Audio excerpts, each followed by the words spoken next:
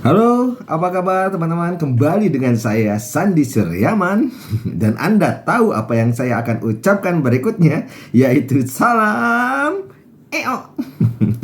Excellent, outstanding. Nah, teman-teman, kita akan ngobrol-ngobrol lagi, sharing-sharing lagi, diskusi. Cuma sebelum kita mulai ya, teman-teman, mungkin teman-teman bertanya, San, ini sharing-sharing kayak begini, ngomong-ngomong kayak begini, nggak takut San gitu ya, banyak nanti agensi-agensi leader, banyak perusahaan-perusahaan asuransi tersinggung karena sekarang nih kalau lu bawain sesi-sesi sharingnya kayaknya banyak nyentil-nyentilnya ya. Sebenarnya nggak nyentil-nyentil sih teman-teman. Tujuan saya adalah saya ingin ngebuka teman-teman sebuah pola-pola yang mungkin saya dulu anggap benar teman-teman. Ternyata saat ini tidak tepat nih teman-teman. Kenapa? Karena sepanjang perjalanan karir saya di bisnis asuransi jiwa, alah karir. Saya itu 2009 ya teman-teman bergabung di bisnis asuransi jiwa. Dan yang memang dulu teman-teman saya paham ya beberapa pola-pola yang memang diajarkan ya teman-teman oleh mentor-mentor saya, guru-guru saya, leader-leader yang luar biasa di bisnis asuransi jiwa yang dulu menurut saya caranya itu baik dan tepat teman-teman. Ternyata kesini-sininya kok enggak juga ya. Kenapa? Karena ternyata teman-teman ya banyak dampak-dampak yang mungkin enggak oke. So tujuan saya nih teman-teman ya bukan pengen nyentil-nyentilin, bukan pengen menyinggung juga bukan juga teman-teman ya. Tapi yuk teman-teman ya, kalau memang apa yang saya informasikan ini tepat, baik teman-teman ya, kita sama-sama terapkan ya. Kita sama coba untuk perbaiki lagi jadi jauh lebih baik. Tapi kalau yang saya omongin mungkin ini nggak tepat teman-teman, yuk teman-teman kita diskusi. Saya selalu terbuka kok ya teman-teman ya, untuk selalu berdiskusi, untuk coba untuk cari ya kira-kira pola-pola apa yang sebenarnya tepat. Kalau memang yang lama yang menurut teman-teman oke, ya silakan semua dikembalikan ke teman-teman. So di sesi kali ini saya akan ngebuka sebuah apa ya teman, sebuah cara-cara yang menurut saya sampai saat ini menjadi kontroversi, yaitu merekrut dengan menunjukkan pencapaian-pencapaian secara pribadi. Oke, menurut teman-teman, kalau menurut teman-teman itu adalah baik, dan memang ada beberapa juga yang menyampaikan dengan baik, teman-teman. Ya, contoh di tahun 2015 saya pernah ajak rekan saya, sahabat baik saya, untuk datang ke acara Business Opportunity Presentation di perusahaan saya, teman-teman. Kebetulan pembicaranya ini adalah top leader kala itu, teman-teman. Pencapaiannya sangat luar biasa. Dia bisa dapatkan perjalanan ke luar negeri dalam waktu singkat, yang seharusnya 1 tahun dia udah bisa kejar dan dapatkan dalam waktu 3 bulan. Dan bahkan dalam 1 tahun teman-teman, dia bisa dapatkan tiket teman-teman 2 kali atau 3 kalinya. Luar biasa. Timnya besar, bisnisnya besar, pencapaiannya juga besar teman-teman ya. Sehingga saya tertarik nih untuk mencari tahu apa yang membuat dia sukses. Dan akhirnya saya pengen berbagi rahasia kesuksesan dari pembicara tersebut ke teman saya. Saya ajak teman-teman ya dengan tujuan yang tadinya ya supaya teman saya ini ngedengerin dan dia akhirnya termotivasi dan dia akhirnya mau bergabung di asuransi jiwa dan akhirnya bisa sukses seperti dia. Kan saya jadi punya kepanjangan tangan ya terhadap kesuksesan teman saya ini. Saya hadir sama rekan saya, dengerin. Wah, saya sih termotivasi ya teman-teman. Saya sih senang mendengarkannya. Kenapa? Karena teman-teman ya apa yang disampaikan oleh leader tersebut teman-teman ya dulu memang polanya seperti itu. Dan bisa jadi teman-teman, bisa jadi saya yang ngajarinnya. Kenapa? Karena ada pola-pola ketika kita dulu belajar leadership, belajar kepemimpinan ya teman-teman. Dulu kita pernah ambil lisensi dari Kinders Brothers trainingnya teman-teman. Dan kita sampaikan bagaimana cara tampil di depan, bagaimana cara menggoda orang-orang bergabung di asuransi jiwa. Dan saya senang mendengarnya.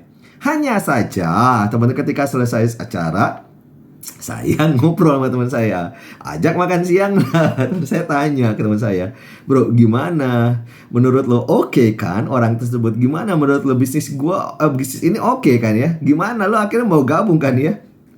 Dilalainya saya malah dapat informasi yang gak sesuai dengan harapan. Justru malah orang ini ngomong kayak begini, sombong banget orang itu ya. Lah, kenapa jadi sombong? Yang saya berharap dia termotivasi, terinspirasi dari cerita-cerita leader yang bicara.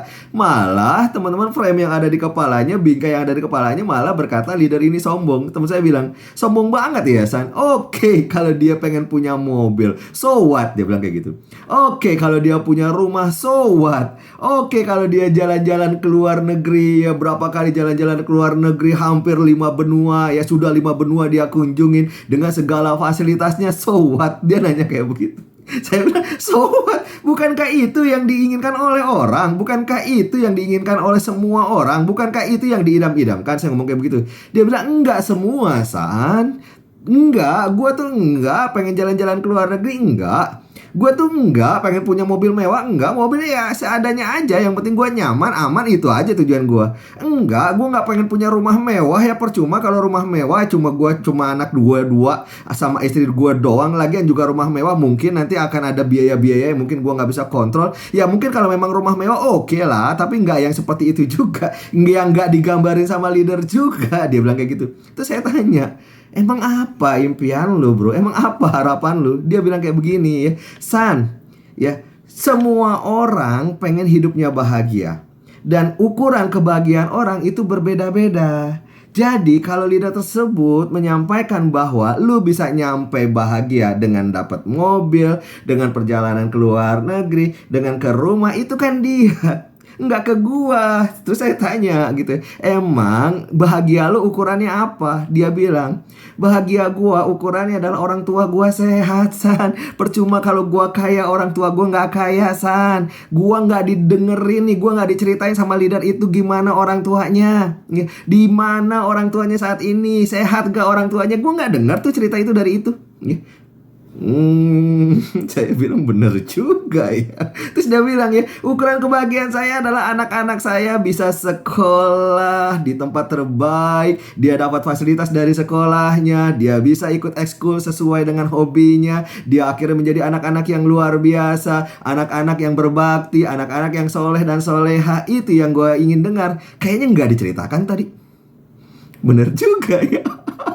Terus dia bilang, ukuran kebahagiaan gue, San, gue pengen sama pasangan gue lebih romantis, ya, umur pernikahan gue panjang, sama istri gue ya, komunikasi berjalan dengan baik, istri gue juga bahagia dengan apa yang gue dapatkan, istri gue juga menikmatin. Ya dia tampilin sih istrinya ikut jalan-jalan ke luar negeri, San, iya gitu ya. Tapi dia nggak ngomong bahwa apapun yang dia lakukan bukan hanya untuk dia, tapi untuk keluarganya, untuk anak-anaknya, untuk pasangan, untuk orang tua, untuk semua masyarakat, untuk orang-orang di sekitar. Gue nggak dengar tuh dia ngebantu banyak orang di rumahnya. Gue nggak dengar tuh dia beramal. Gue nggak dengar tuh ya dia membuat perubahan untuk orang-orang di sekitarnya. Gue nggak dengar tuh visi dia yang luar biasa untuk bukan hanya hidupnya, tapi orang-orang di sekitar dia.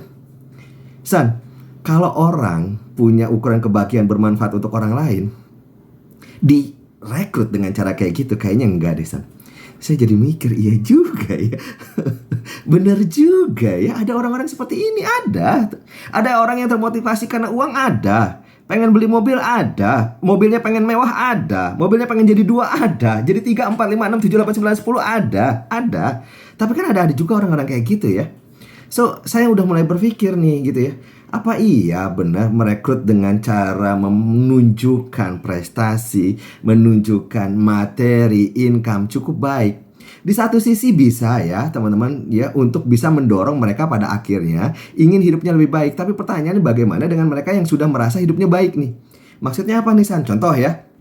Ketika saya bercerita, saat ini alhamdulillah saya bergabung di asuransi jiwa, saya sudah memiliki kendaraan. Yang sebelumnya saya jalan kaki, alhamdulillah dalam waktu 1 tahun saya naik motor. Yang sebelumnya naik motor, alhamdulillah 2 tahun kemudian saya sudah punya mobil. Yang tadinya mobil saya adalah mobil yang biasa-biasa saja, mobil yang kecil, hanya cukup muat dengan 4 orang. Alhamdulillah saya sudah memiliki mobil yang besar. Artinya ada pertumbuhan di dalam hidup saya dan saya ingin menjadi jauh lebih baik lagi. Ketika saya bisa, Anda juga bisa. Ya mungkin teman-teman, teknik bercerita dalam BOP seperti itu ya cukup ampuh untuk mereka-mereka yang memang belum terwujud impiannya, belum mendapatkan hal seperti itu. Tapi bagaimana orang yang sudah punya mobilnya 2, orang yang sudah mobilnya lebih mewah, teman, mungkin value ya teman-teman jadi jauh lebih besar lagi. Terus saya berpikir, ada nggak sih dampak negatif ya ketika kita hanya mempresentasikan bagusnya bisnis ini hanya dari materi saja? Saya rasa ada loh teman-teman, saya rasa ada. Kenapa? Karena di masa yang akan datang, ketika orang termotivasi bergabung di bisnis asuransi jiwa karena materi, maka yang dikejar hanya sekedar materi. Dan cara-cara yang akan dilakukan adalah cara-cara untuk mendapatkan materi tersebut. Buruk? Mungkin enggak. Tetapi ada dampaknya enggak? Ada. Apa dampaknya? Dampak negatifnya adalah orang tersebut teman-teman ya hanya mencari satu hal, Dan mata kepala saya berbicara sepanjang saya berbisnis dan berkarir di asuransi jiwa, teman. Melihat teman-teman, dengan mata kepala saya, ada yang sudah terwujud impiannya, punya rumahnya, punya mobilnya, punya pencapaiannya, jalan-jalan ke luar negeri. Berikutnya dia bingung mau ngapain karena nggak ada value di sana. Ada teman-teman ya, teman-teman saya juga yang akhirnya bergabung. Oh, rajin prospek teman-teman ya, rajin ketemu sama orang tapi nggak berhasil, nggak nyampe ya, nggak ada rumahnya, jangankan rumah. Motor pun gak ada. Income yang diimpikan 100 juta rupiah per bulan dalam waktu 5 tahun dan lain-lain. Dia ngomong 10 juta aja gak nyampe nih. Susah saya payah kayak begini nih. Setiap hari datang training, setiap hari prospek, gak nyampe. Apa yang terjadi teman-teman? Yang terjadi adalah dia keluar dari bisnis asuransi jiwa dan dia ngomong bahwa bisnis asuransi jiwa itu sulit. Yuk teman-teman kita cek deh teman-teman ya. Berapa banyak orang yang akhirnya berhasil bergabung di bisnis asuransi jiwa karena diiming-imingi materi? Jawaban adalah banyak. Banyak banget teman-teman ya. Banyak banget. Paling mudah kita melakukan bisnis opportunity presentation dengan materi, paling mudah. Tapi pertanyaannya teman-teman, berapa banyak yang akhirnya bertahan di bisnis asuransi jiwa, menjalani bisnis asuransi jiwa karena goalsnya adalah materi? Jawabannya adalah sedikit teman-teman. Kenapa? Karena rekan saya yang menjalankan bisnis ini dengan cara seperti itu tadi selalu bilang, saya ngerekrut itu gampang banget.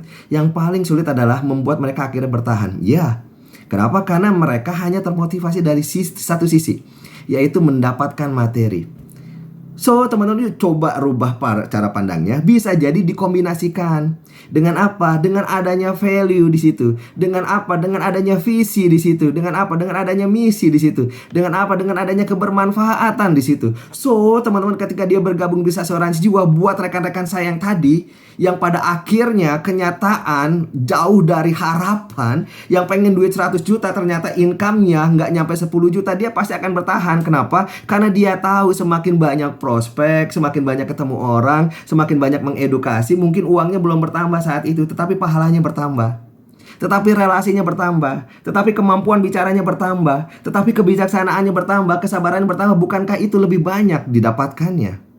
Nah, ini yang kelewat nih.